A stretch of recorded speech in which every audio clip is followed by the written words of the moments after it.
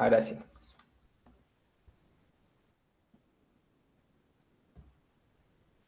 Bueno, hoy vamos a ver lo que es la multicelularidad. Bien.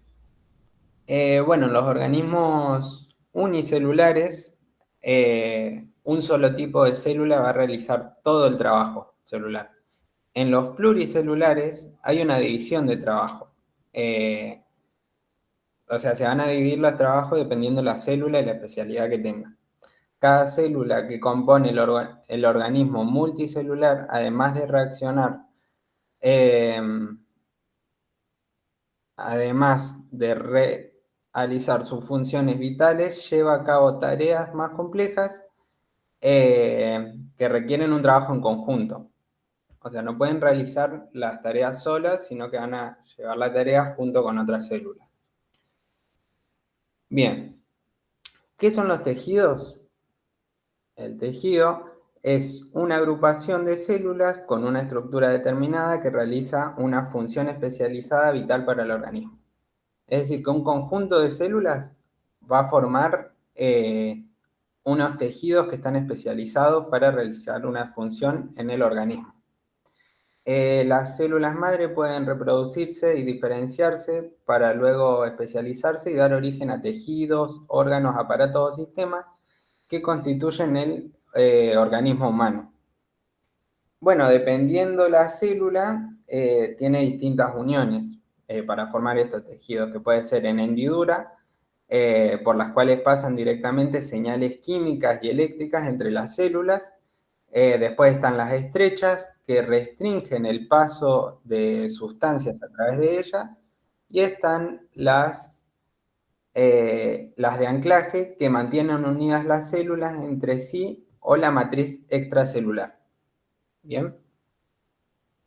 Bueno, durante el desarrollo embrionario se forma una célula llamada blástula, donde se diferencian las tres capas germinales que son el ectodermo, mesodermo y endodermo, que bueno, a través de estas tres capas germinales se van a formar distintos tejidos, como estuvimos viendo en la clase pasada. Bueno, los cuatro tejidos que se van a formar a partir de estas tres capas germinales van a ser el epitelial, el muscular, el conectivo y el nervioso. Bueno, vamos a arrancar con el tejido epitelial, que es un tejido que está formado por varias capas de células que están unidas entre sí y recubre las superficies libres del organismo y constituye el revestimiento interno de las cavidades, órganos o huecos o conductos del cuerpo. Sería todo lo que recubre los órganos, la piel, o todo lo que recubre los órganos. Constituye la capa externa, llamada epidermis, y también el endotelio. La epidermis es la capa más externa de la piel, que protege las capas internas del cuerpo y está formada de queratina y melanina. Y el endotelio es una monocapa que tapiza las cavidades cerradas o superficies del cuerpo, como los pulmones, el estómago, el intestino, los vasos que transportan la sangre. Acá no sé si pueden ver, el epitelio es la capa más externa y el endotelio está acá abajito, va a recubrir lo que son los órganos. Bien. Bueno, el tejido epitelial tiene como función la protección del revestimiento interno y externo. Bueno, el epitelio va a recubrir cavidades y conductos que comunican al exterior. Hay distintos tipos de epitelio, que pueden ser el epitelio respiratorio, cuyas células ciliadas arrastran hacia el exterior el polvo y microorganismos. El epitelio intestinal, que bueno, sus vellosidades favorecen y aumentan la superficie de absorción. El epitelio reproductor, constituido por las células más activamente, se dividen y originan óvulos y espermatozoides. Después está el epitelio prismático simple, ubicado en el sistema digestivo desde el estómago hasta el ano. Bueno, las células controlan la absorción de nutrientes y segregan moco. Bueno, y por último tenemos el epitelio glandular, que presenta células glandulares ubicadas en diversas partes del cuerpo y que segregan sustancias.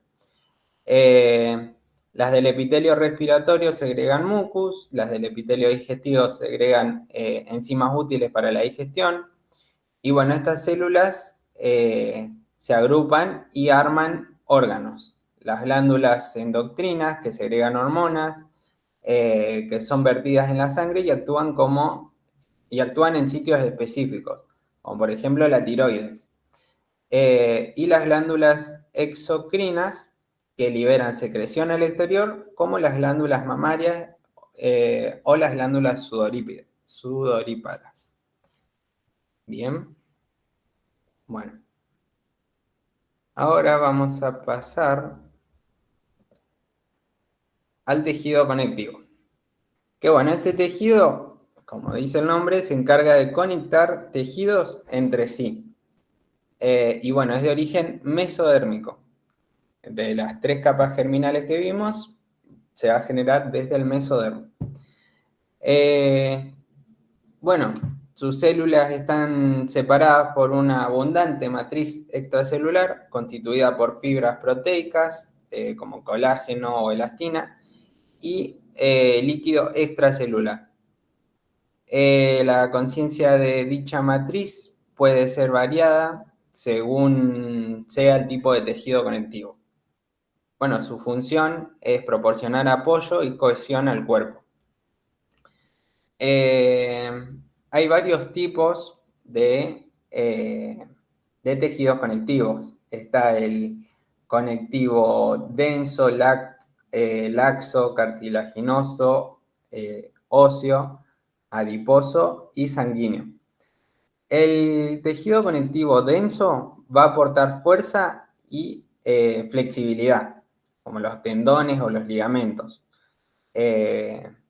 Después el tejido conectivo laxo es elástico y está debajo de la epidermis y entre las fibras musculares. Está entre las fibras musculares y la epidermis. Después tenemos el tejido cartilaginoso, que tiene la función de sostén y sus células están surcadas por numerosas fibras e inmersas, en una matriz muy abundante.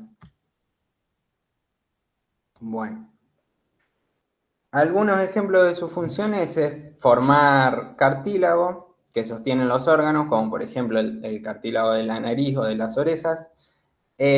Tapiza superficies articulares de los huesos largos que otorgan gran flexibilidad y elasticidad.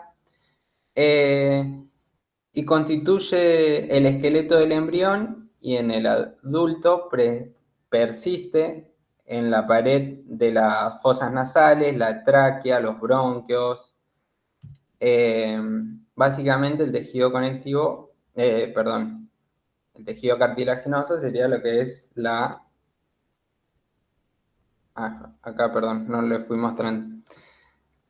Acá estaba el conectivo denso, así se ve en un microscopio. Acá está el laxo, que acá lo podemos ver en un microscopio. Y acá el cartilaginoso. ¿Bien? Bueno, ahora vamos a pasar al tejido óseo, que se ve de esta forma. Bueno, del tejido óseo, las funciones que cumple es de sostén, de protección, de apoyo para el movimiento y la locomoción.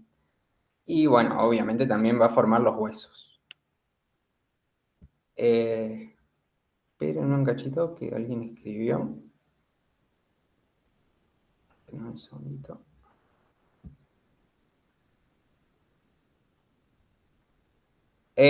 Nosotros después vamos a pasar tipo pregunteros, probablemente.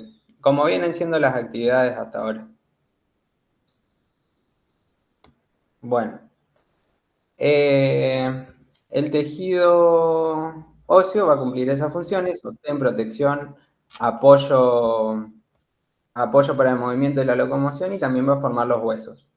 Este tejido es sólido y rígido por la presencia de sales minerales como el calcio y el fósforo.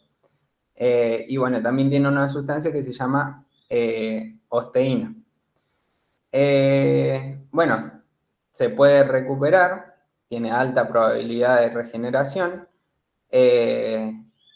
gracias a los osteoblastos, que son los que forman los huesos, y los osteoclastos. Es re pequeña la diferencia. Osteoblastos forman los huesos. Osteoclastos son los que destruyen para evitar el grosor excesivo de este tejido. En caso de una fractura, por ejemplo, los osteoclastos van a destruir los fragmentos del hueso y los osteoblastos van a generar tejido óseo nuevo. ¿Bien? Bueno, después tenemos el tejido adiposo, que es un tejido donde se van a almacenar grasas en las células, se ve de esta manera. Y pasamos al tejido sanguíneo, que nos carga la foto. Bueno, se presenta, presenta una matriz líquida que se denomina plasma y está compuesta del 80% por agua y el 20% por proteínas o lípidos o sales, vitaminas, hidratos de carbono y otros componentes que pueda llegar a tener. Tiene una fase líquida y una fase sólida. La fase sólida está compuesta por células que son los eritrocitos o glóbulos rojos, que son los encargados del transporte del oxígeno y el dióxido de carbono, y transportan el oxígeno dentro de una proteína que se llama hemoglobina. Bueno, estas células no tienen núcleo y los organoides son chiquitos, están reducidos. Y después tenemos los leucocitos o glóbulos blancos, que son los encargados de la defensa del organismo ante las infecciones.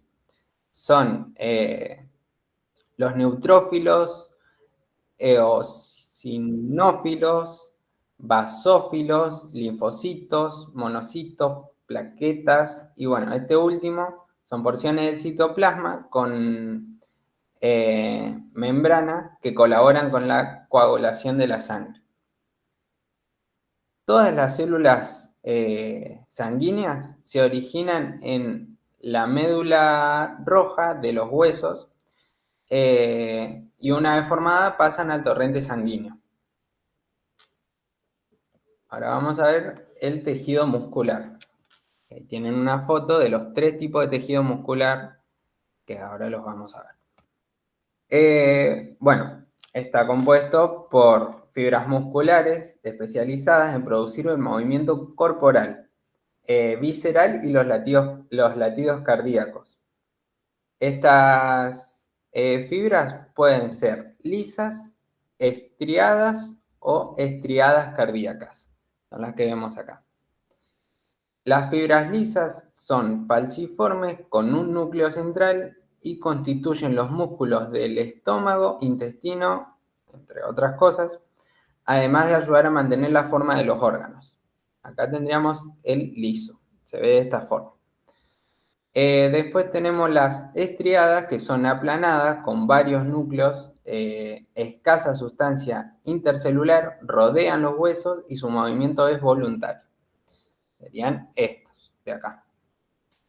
Y por último tenemos las fibras cardíacas, que tienen un solo núcleo y extremos ramificados, producen los latidos cardíacos rítmicos, automáticos, y son involuntarios. Nosotros no controlamos los latidos. Bueno, la contracción muscular se produce por las moléculas de actina y miosina. Estas dos son proteínas que se van a deslizar una sobre la otra en el centro de la célula. Ahora vamos a pasar al tejido nervioso. Este ya no pertenece a lo que es el tejido conectivo. Bueno, las células del tejido nervioso son las neuronas y su función es captar y transferir los impulsos químicos, químico-eléctricos para llevar a cabo la información de una parte del cuerpo a la otra. Coordinar y regular el funcionamiento del organismo y regular el comportamiento también. Cada neurona va a constar, o sea, consta de un cuerpo celular que se llama soma, con distintas ramas llamadas dendritas y una prolongación llamada axón. Acá tenemos la fotito de una neurona. Las dendritas conectan unas neuronas con otras y transmiten la información hacia el cuerpo de la neurona. Estas son las dendritas. Acá se van a conectar las neuronas y van a pasar la información. Y bueno, después tenemos el axón que conduce señales y transmite impulsos a un órgano o tejido. El axón sería esta parte. Y acá, así. Puede estar recubierto por una sustancia incolora y grasa llamada mielina. Y bueno, la capacidad para conducir impulsos nerviosos aumenta por la mielina, capa que está formada por células especializadas que producen una membrana adiposa que envuelve al axón varias veces en forma concéntrica. Básicamente, esta sustancia va a envolver el axón y le va a dar más capacidad para pasar información, para pasar los impulsos eléctricos. Bien. Bueno, tenemos distintos tipos de neuronas que pueden ser las sensitivas, que captan los estímulos que pueden provenir del medio exterior, como la luz, el sonido, la temperatura, los olores, o del medio interno, que, por ejemplo, la ausencia de comida en el estómago, la ausencia de alimento. Después tenemos las motoras, que los axones llegan a diferentes músculos u órganos y van a responder a estímulos. Y las asociativas, que reciben la información de las sensitivas y la transmiten a las motoras. Ellas van a pasar una información de una neurona a la otra. Y bueno, también hay células no neuronales que van a participar en el tejido nervioso, que, bueno, son las células de la glía, que agrupan a los, o sea, serían los astrocitos, la microglia, la oligodendroglia. Y bueno, y estas se van a encargar de sostener las neuronas. No solo desde un punto de vista espacial, sino también metabólico, endocrino e inmunológico. Bien. Espérenme un segundo. Bien. Bueno. En el tejido nervioso se van a generar se va a dividir en dos partes, la materia gris y la materia blanca. La materia gris constituye el cerebro, la médula espinal y los ganglios nerviosos. Está formada por los cuerpos celulares de neuronas y glía junto a axones sin mielina. Y la materia blanca está formada por los axones de las neuronas cerebrales o médulas con mielina y pocos somas. Bien, la materia gris tiene axones sin mielina y la materia blanca tiene axones con mielina. Ahora vamos a ver una pequeña introducción a la anatomía. Bueno, la anatomía es la rama de la biología que estudia las estructuras macroscópicas que conforman los distintos aparatos y sistemas del cuerpo. Se puede dividir en distintas anatomías, como por ejemplo descriptiva o simática y anatomía topográfica o regional. Bien, la anatomía descriptiva o sistemática va a estudiar por separado los diferentes aparatos y sistemas que conforman al cuerpo humano, como por ejemplo el aparato circulatorio, el digestivo, el respiratorio, el urinario. Va a estudiar lo que son los aparatos. Después tenemos la anatomía topográfica o regional, que va a dividir el cuerpo en regiones. Y se van a describir por planos, como por ejemplo la región de la cabeza, del cuello, del tórax, del abdomen. Se va a dividir el cuerpo en partes para poder estudiarlo en más profundidad.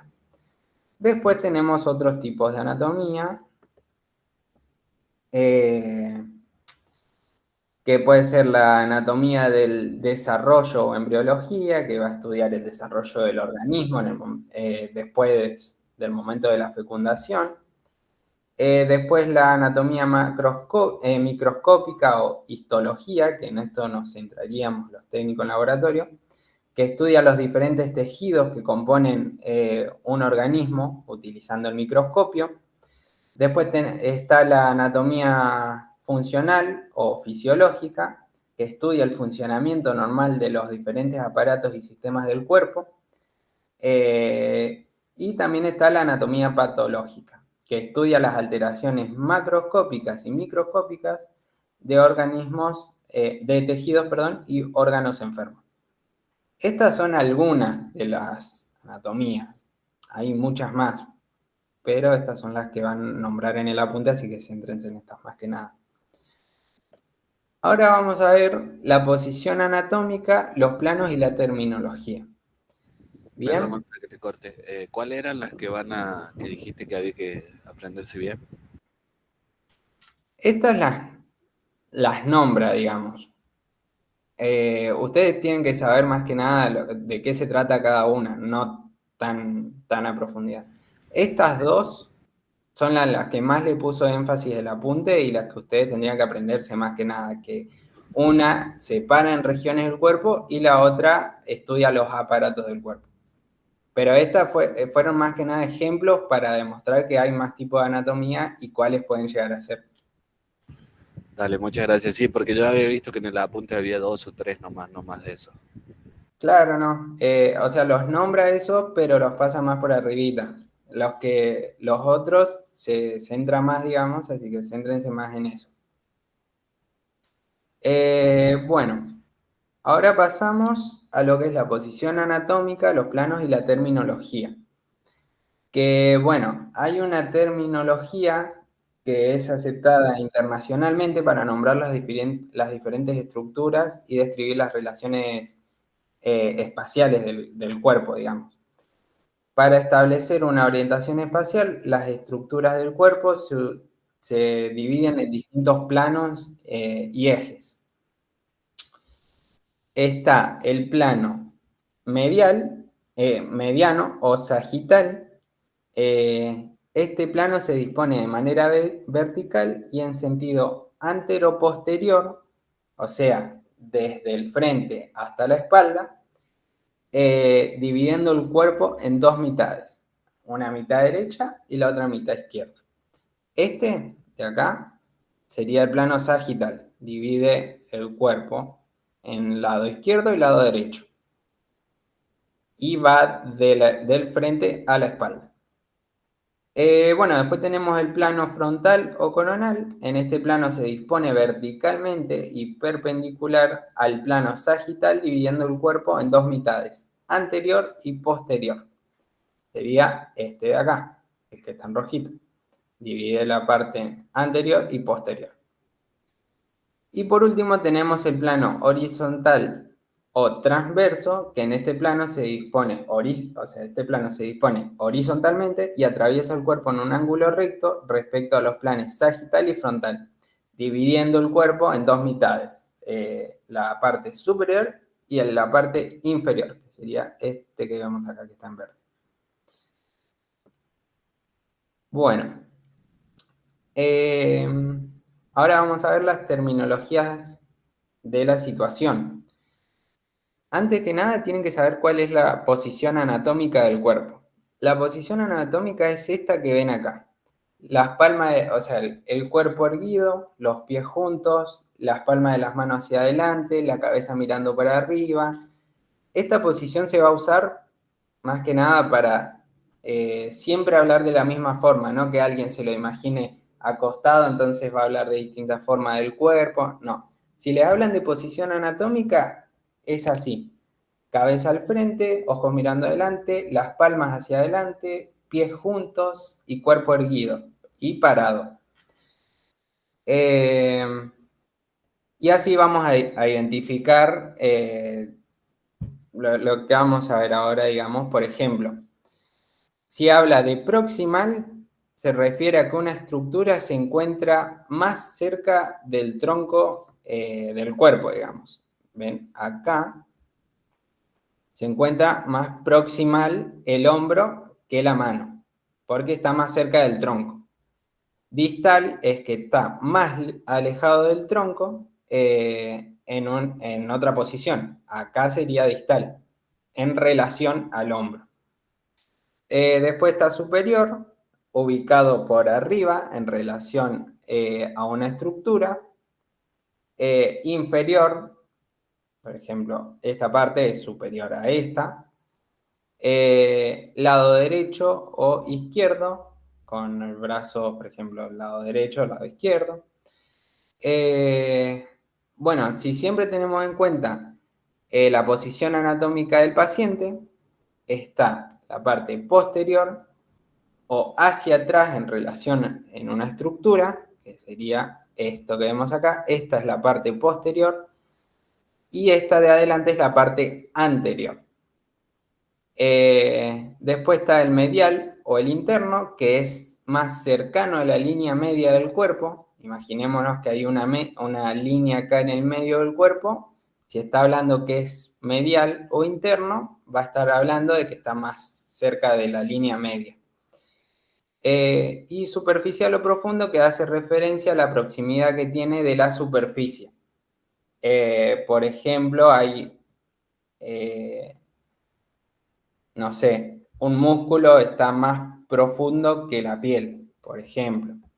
Y por último tenemos las que están relacionadas con la posición, que está la ventral, que es próximo o cercano al vientre, caudal, que es próximo a los pies, cefálico, que es próximo a la cabeza o que está cerca de esto, dorsal, que es más cercano al dorso. Bien, bueno. Ahora vamos a ver lo que son los... ¿Hasta acá tienen alguna duda? Porque esta parte por ahí puede ser media confusa. Cualquier cosa. Vamos bien. Perfecto. Bueno, ahora vamos a ver lo que son los aparatos, sistemas y órganos.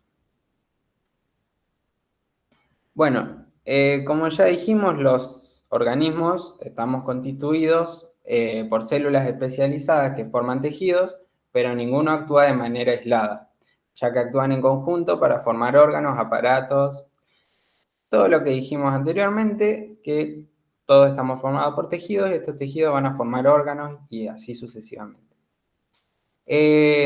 Bueno, hay que diferenciarlo, así que un órgano. ¿Qué es un órgano? Son grupos de diferentes tejidos organizados conjuntamente para realizar un trabajo en especial. El conjunto de los tejidos va a formar los órganos y van a realizar un trabajo en específico. Después tenemos un aparato, que es un grupo de órganos que trabajan en conjunto para cumplir alguna función específica.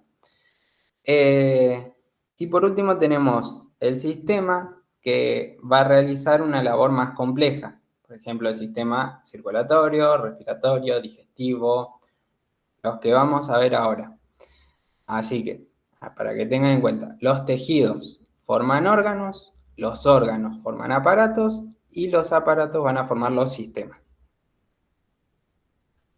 Bien, vamos a arrancar con el sistema tegumentario, que bueno, este comprende la piel y sus derivados, como por ejemplo los pelos, las uñas, glándulas sudoríparas, entre otras cosas. Y bueno, es el órgano, es el sistema más grande del cuerpo, que contiene secreciones que destruyen bacterias y la melanina, pigmentos de diferente acción de los rayos UV, es todo lo que nos recubre, digamos. Su función es proteger al organismo de factores externos como las bacterias, sustancias, temperatura. También evita la deshidratación y regula la temperatura corporal. Bueno, ahora vamos a pasar al sistema osteoartromuscular. Osteoartromuscular. Está formado por huesos, cartílagos, ligamentos y tendones.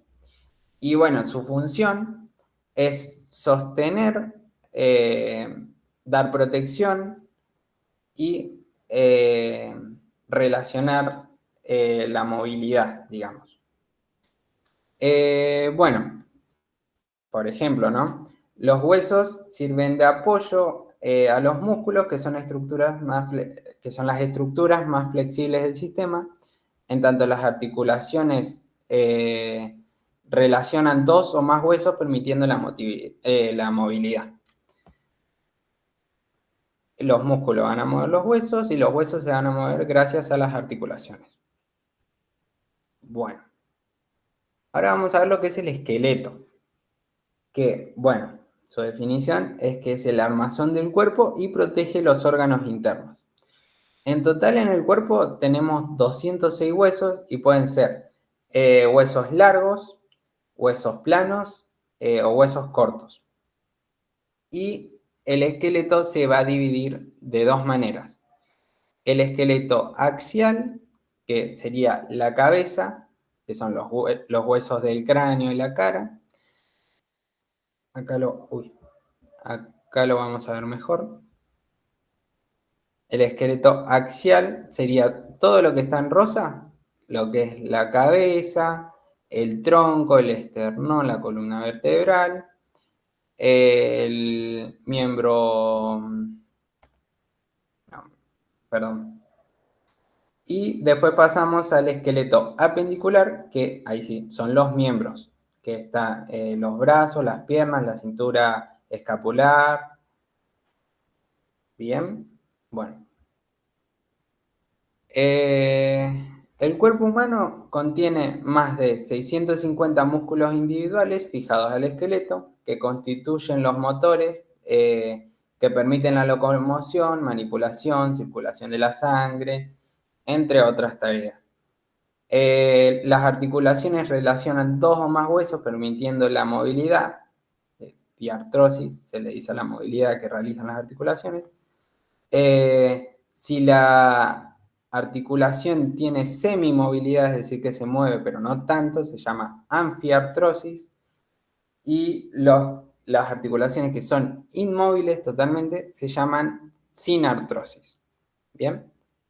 Las articulaciones se dividen así: diartrosis si se mueven mucho, si tienen semimovilidad se llaman anfiartrosis, y si son inmóviles, sinartrosis. Ahora pasamos al sistema cardiovascular, que bueno, este consta de una serie de tubos, que son las arterias, venas y capilares, que están conectados al corazón, el cual impulsa la sangre hacia todo el cuerpo con el fin de distribuir nutrientes y retirar los productos de excreción extracelular. Bueno, el sistema cardiovascular está formado por el corazón, las arterias, las venas y los capilares sanguíneos.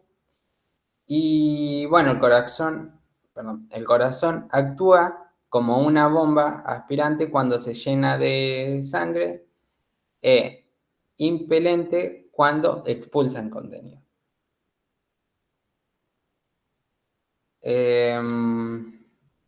Bueno. Ahora pasamos al sistema respiratorio, que bueno, es un conjunto de órganos que permiten intercambiar el oxígeno y el dióxido de carbono entre el cuerpo y el ambiente. Necesita tomar cantidad de oxígeno del medio exterior para recuperar lo que consumen las células al respirar, y a su vez elimina hacia el exterior el dióxido de carbono, que bueno, si lo acumulamos es perjudicial para nosotros. Las partes que lo componen son la nariz, la boca, la garganta, la tráquea, entre algunas que otras cosas, pero estas son las que nombran en el apunte, así que céntrense en esto. Acá tampoco cargó la fotito, y acá, bueno, acá sí pudieron ver las partes, que son las venas, las arterias, el corazón. Ah, acá cargo. Acá tenemos lo que es la tráquea, acá tenemos todas las partes.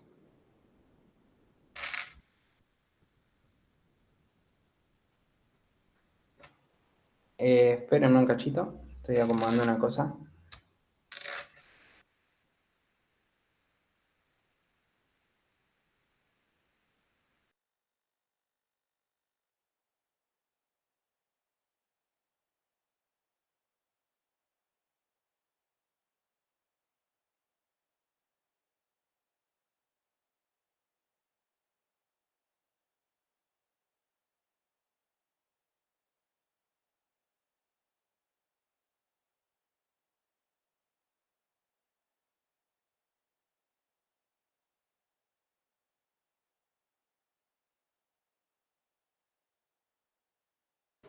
Ahí está, disculpen, hubieron temitas técnicos.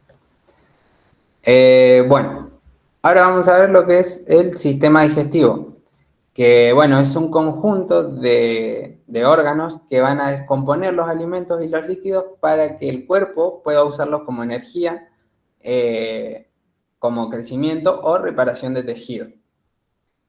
La digestión va a pasar en 4 procesos: digestión, absorción, motilidad y secreción. El primer paso es la digestión, que es el proceso que consiste en la transformación de sustancias complejas, insolubles en agua y no difusibles en simples, solubles en agua, capaces de ser absorbidas y asimiladas por cualquier célula del organismo. Ahora pasamos a la absorción, que es la segunda parte, que es el pasaje de sustancias desde la luz del intestino hacia el líquido extracelular. El tercer paso es la motilidad, que es el movimiento o desplazamiento del material del tubo gastrointestinal por contracciones musculares. Y por último, el último paso es la secreción, que es el proceso transepitelial de agua y de iones desde el líquido extracelular hacia la luz del intestino, y también implica liberación de sustancias sintetizadas por las células del epitelio gastrointestinal. Todo ese proceso va a pasar siempre que, o sea, son los procesos digestivos, digamos. Ahora bien, cuando los nutrientes digeridos se han absorbido y han llegado a las células del organismo, el metabolismo celular los utiliza inmediatamente y los almacena según los requerimientos. Y bueno, las partes de este sistema son la boca, la faringe, el esófago, el estómago, el intestino grueso, el intestino delgado, el recto y el ano. Todas esas son las partes del sistema digestivo. Tampoco cargan la foto, no sé qué le pasa a esto. Bueno, ahora pasamos al sistema excretor, que es el responsable del mantenimiento y composición de los líquidos del organismo, sobre todo extracelular, a través de la formación de la orina, de los cuales se va a eliminar los tóxicos resultantes del metabolismo celular. El sistema excretor se va a encargar del mantenimiento y composición de los líquidos del cuerpo. Está compuesto por las glándulas sudoríparas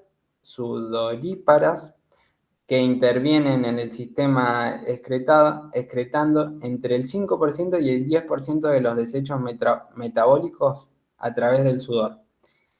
Y también está compuesto por el aparato urinario, que comprende 2 riñones, 2 uréteres, la vejiga, la uretra. Bien, ahora vamos a hablar de los riñones, del riñón. Que bueno, su unidad funcional es el nefrón. Está formado por un tubo largo unido a un bulbo cerrado que contiene el racimo de capilares retorcidos en glomérulo. Cuando el filtrado efectúa su largo viaje a través del nefrón, las células del tubo renal absorben selectivamente moléculas del filtrado y secretan otras moléculas en él. Bueno, el exceso de agua y los productos de desecho son excretados del cuerpo como orina. La conservación de agua en los mamíferos puede ser posible por la capacidad de excretar la orina, que es hipertónica en relación con la sangre y a través de las asas de Henle. Y bueno, la producción de orina es regulada por el sistema nervioso y el endocrino. ¿Cuáles son las funciones del riñón? Depura las sustancias de desecho al organismo, por lo tanto mantiene la composición del medio interno, regula la composición química y fluidos corporales, mantiene el balance hídrico, regula la composición del plasma principal manteniendo un acuífero en el cuerpo, excretan productos de desechos tóxicos, especialmente los compuestos nitrogenados, producidos por la degradación de aminoácidos. Y bueno, también controlan niveles de iones y otros solutos en fluidos corporales.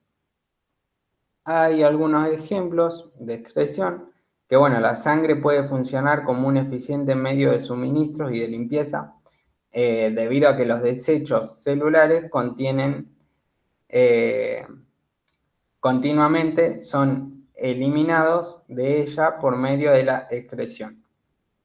También el agua se pierde desde los pulmones en forma de aire húmedo exhalado por evaporación de la piel, por eliminar con las heces y por medio de la orina. Todas esas son las funciones del riñón. Bien. Bueno, ahora pasamos al sistema endocrino. Acá sí pueden ver la foto. El sistema endocrino es un conjunto de glándulas y órganos que elaboran hormonas y las liberan directamente en la sangre para que lleguen a los tejidos y los órganos de todo el cuerpo. Recordamos que la hormona era un mensajero químico del organismo. Bien, cada hormona tiene un estímulo para su secreción y señales de retroalimentación que modulan su liberación.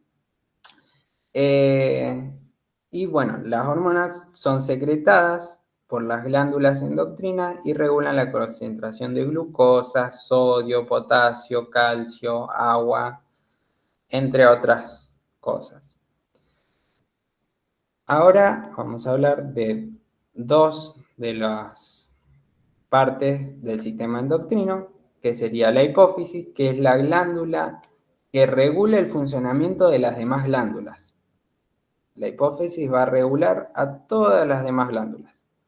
Y el hipotálamo, que regula el funcionamiento de la hipófisis con dos neurohormonas, oxitocina y vasopresina, y factores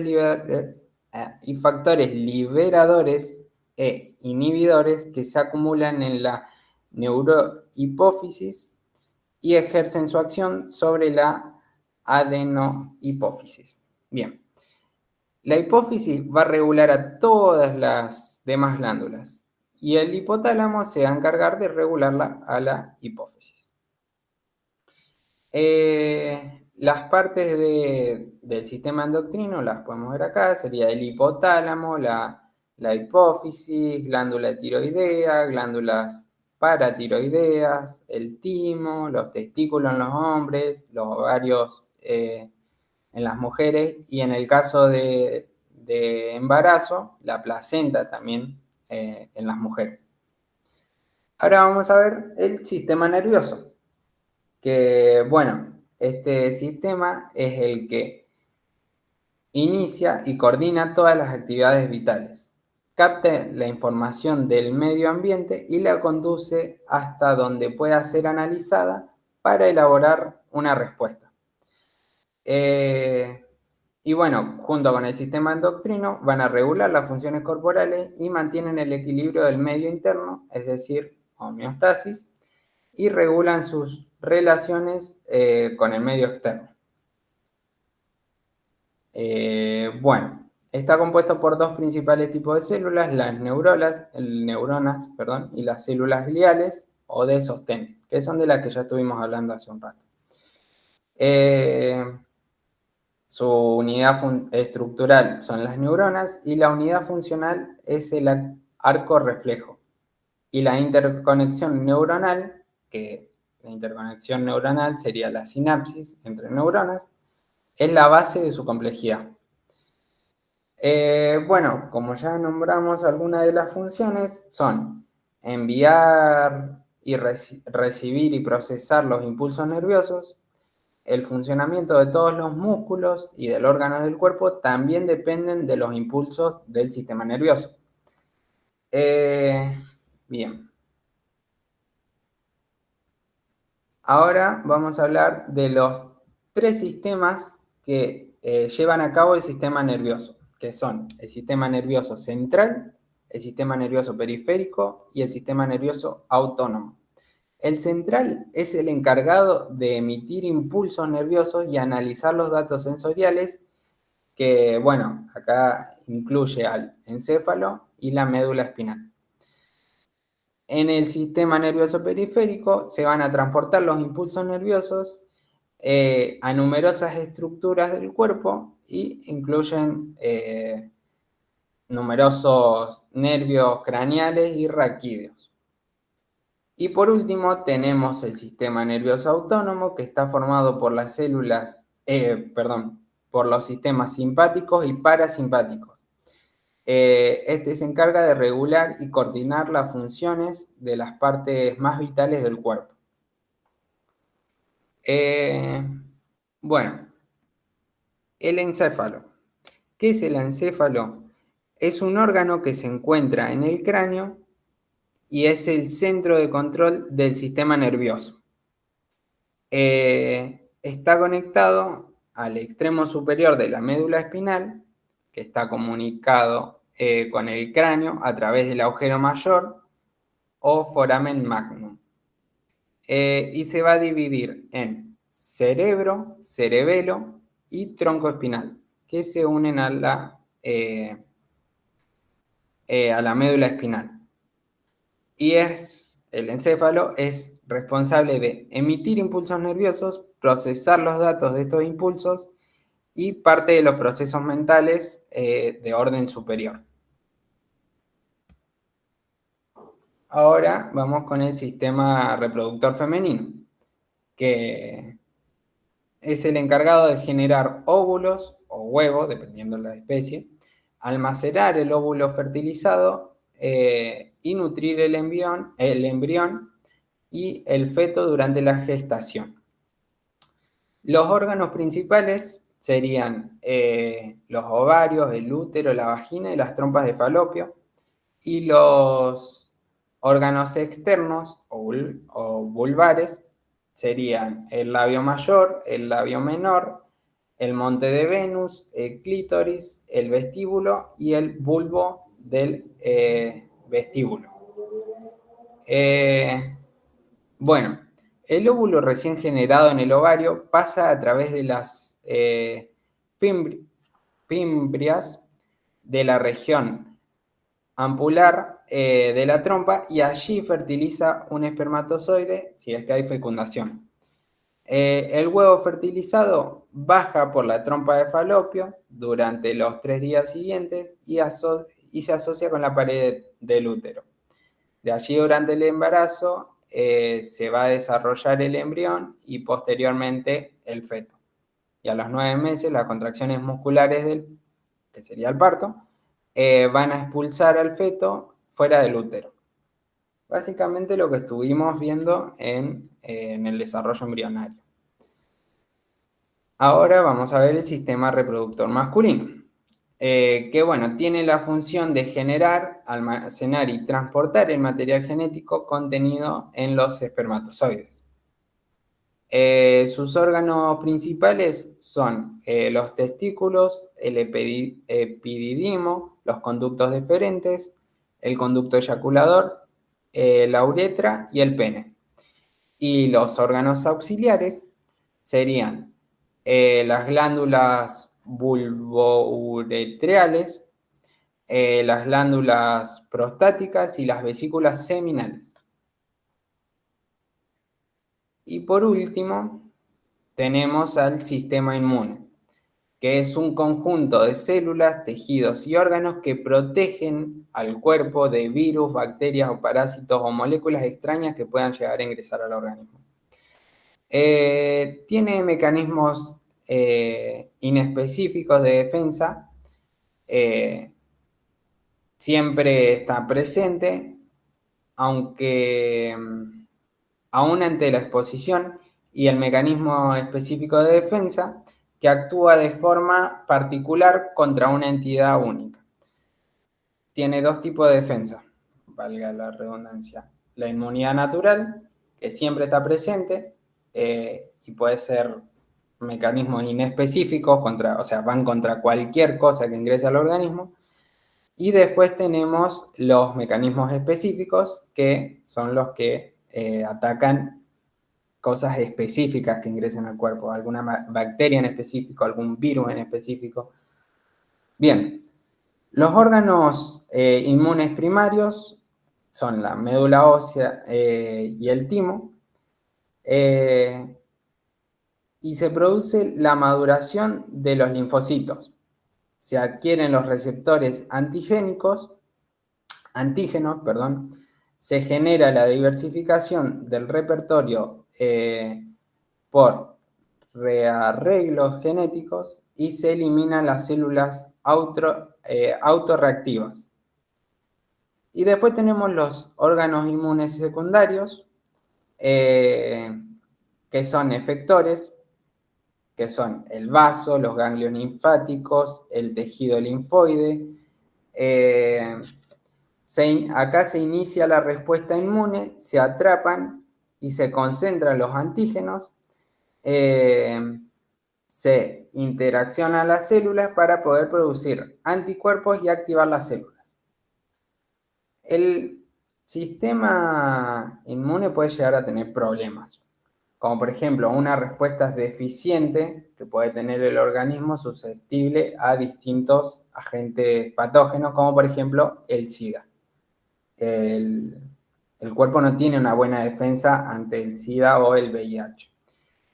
O puede tener respuestas muy excesivas que pueden llegar a ser perjudiciales, como por ejemplo en el caso de enfermedades autoinmunes, como por ejemplo un proceso alérgico también.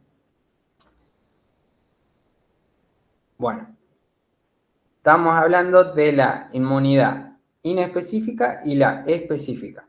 La inespecífica es la defensa que está presente en el cuerpo ante la exposición o a microorganismos. Bueno, sus partes son la piel, las mucosas, la flora bacteriana normal, el pH del estómago, la respuesta inflamatoria. Y bueno, hay 3 células que participan, que son las células fagocíticas, los eosinófilos y las natural killer. Bien, en la primera línea de defensa de la mayoría de los organismos contra invasores extraños es la envoltura externa, sería la piel, y las membranas de mucosa. La piel tiene su capa de queratina y es una barrera que no puede pasar cualquiera mientras esté intacta. Cuando no lo está, una gran cantidad de microorganismos pueden entrar al cuerpo y ahí se va a activar la segunda línea, la segunda línea de defensa, que consiste en una variedad de agentes transportados por la sangre y bueno, por ejemplo, en la fagocitosis de las bacterias invasoras o la respuesta inflamatoria local. Básicamente la primera línea es la piel y todo lo que nos recubre. Si llega a pasar algún microorganismo o algo, en el caso de que la piel, en el caso de que logre pasar, se activa la segunda línea, que son distintos agentes que van a ser transportados por la sangre. La respuesta inflamatoria local está acompañada por una respuesta sistémica que se conoce como respuesta de fase aguda y se caracteriza por la inducción de fiebre. Esta respuesta se inicia como consecuencia de la activación de macrófagos o células fagocíticas que segregan mediadores solubles llamados citoquinas, perdón. Ahora pasamos, todo eso fue la inmunidad natural o inespecífica. Ahora pasamos a la inmunidad específica, que está provocada por la presencia de microorganismos o células ajenas, y estos mecanismos se conocen colectivamente como reacciones inmunitarias. Las células que están involucradas en este proceso son los linfocitos T, que son los encargados de la inmunidad celular, estimulan específicamente células fagocíticas y otras células para que destruyan la célula extraña o lo que sea que haya ingresado al organismo. También estimulan la actividad y proliferación de los linfocitos B. Y bueno, los linfocitos B son los encargados de la inmunidad humoral, es decir, la producción de los anticuerpos específicos, que serían proteínas, en forma de antígenos, siendo este uno de los mecanismos de defensa específica más importantes del cuerpo. ¿Qué es un antígeno? Es toda sustancia capaz de poner en marcha una respuesta inmune específica. Y bueno, eso sería el último sistema y ya el fin de la unidad 4 y de todas las unidades de biología. Espero que hayan entendido, chicos. Si tienen alguna duda, ya saben, pueden decirla ahora con respecto a la unidad. Y si no, ya saben que pueden escribir en el aula y nosotros le vamos a responder lo antes posible. Vamos a subir el Power, no sé si más tarde o mañana más tardar, pero vamos a subir el Power, ya que logramos terminar todas las materias, todas las unidades. Y también les vamos a subir el material y algunos ejercicios para que practiquen. Así que nada, si no hay más dudas, los dejo libres y muchos éxitos en sus exámenes. Muchas gracias.